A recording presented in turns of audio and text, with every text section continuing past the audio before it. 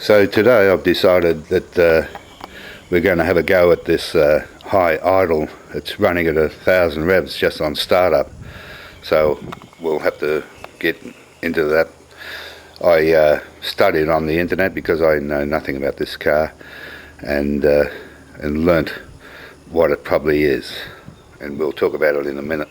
Right, and what they indicated to me after a little bit of research is that the idle air valve, which is this one, has a piston in it and it may be stuck, and so I'm going to pull that out.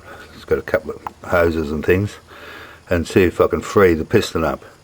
This other screw here is the idle adjustment, and apparently it looks like it's screwed all the way in, but I'll go for this one first and see what happens. Okay, what I did, this is the auxiliary air valve. I pulled it off, you know, pretty easy, couple of bolts and take off the hoses. Right, I took it over to the neighbours and put it in the vise. He's got a vise over there, and you just hold it off the bottom of the vise there. In my case, I've got a spark plug socket. Put it over the top, and you hammer down and knock the thing out. Excuse me.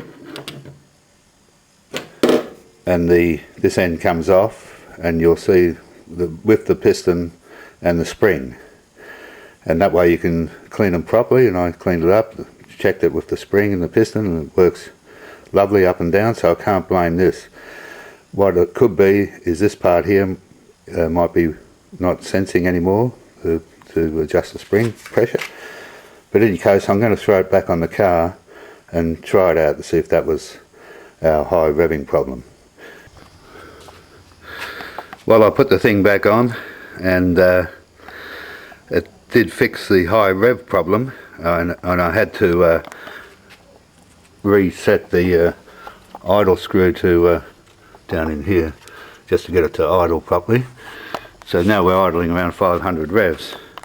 Only one problem, I can smell the fuel running through it, and it has a slight miss, so I'm going to check out that next. Well, I've bitumen painted the boot the other day, and believe it or not, it's just drying now, and so now I'm just going to put the boot lining and everything back in, and there's the boot lining back in place.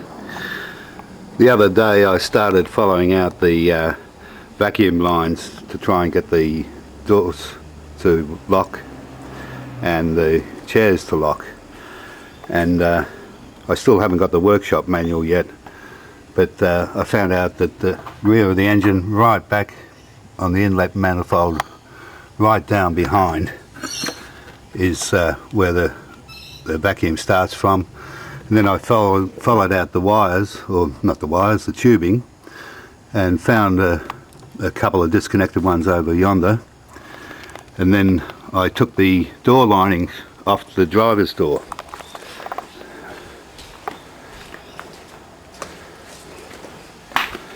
The driver's door is the one that controls the central locking, and there's a little vacuum switch about here, and that vacuum switch was out of alignment, so I readjusted it.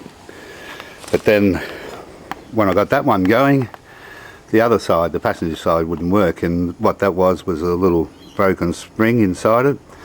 Once I took the lining off the door, that is, and I fixed that.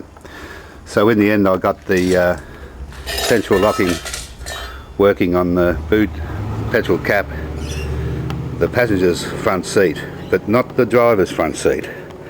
And that's why I have that seat out now, just freeing up the mechanism under the seat.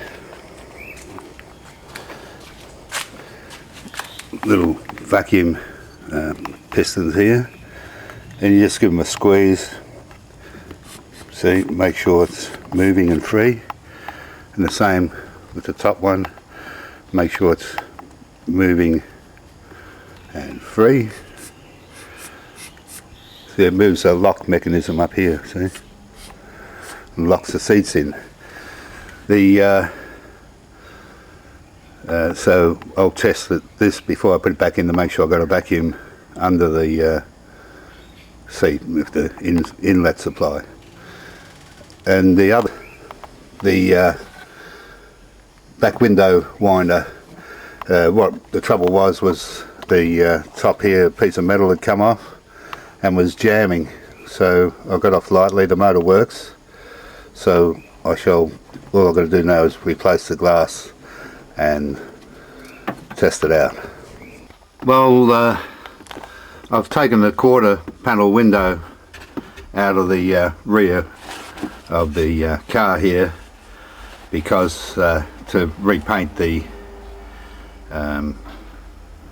what do they call them, louvers, and it's quite a little job getting them out. First you undo the trim, and then up the top here there's a seat belt bracket that holds the seat belt. You undo that, then you spring under the grip handles up the top, front and rear, and then you spring the lining off.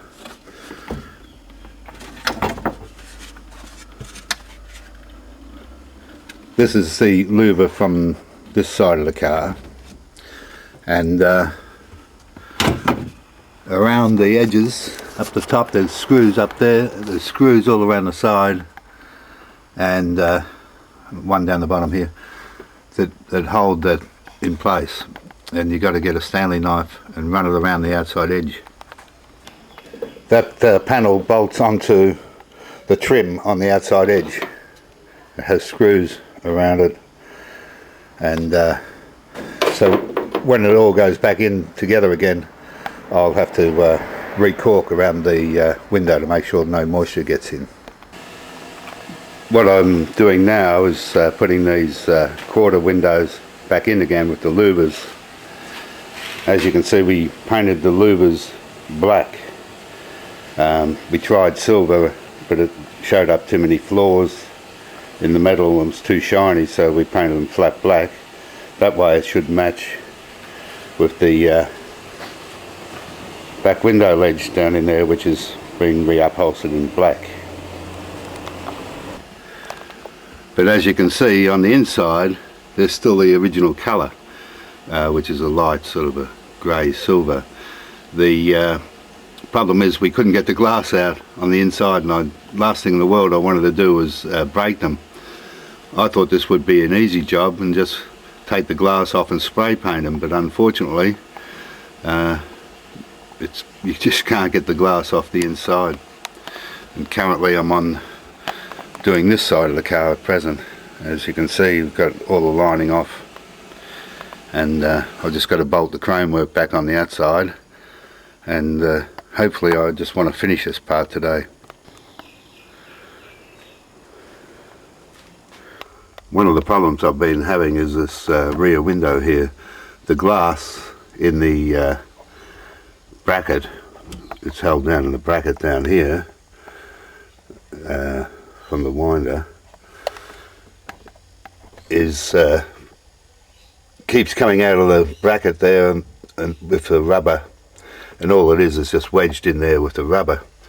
And so I've come up with this idea, and you can see there's a shackle in there with a nut on it to clamp it, and all I did was buy a couple of shackles and put a nut in it and use it as a little G-clamp. So I'm going to try that. I've put araldite and contact adhesive in there as well to try and hold it, but currently we're stalled. We can't do any more because we're waiting for parts. The panel on this side is all back together again, but unfortunately in the process of putting that back together, this cross piece up here sprung out and broke the little light at the back, so every one step forward, two steps back. I can't play with the back window anymore because these switches are broken. This one, the back window one, jams on all the time, and I don't want to touch it to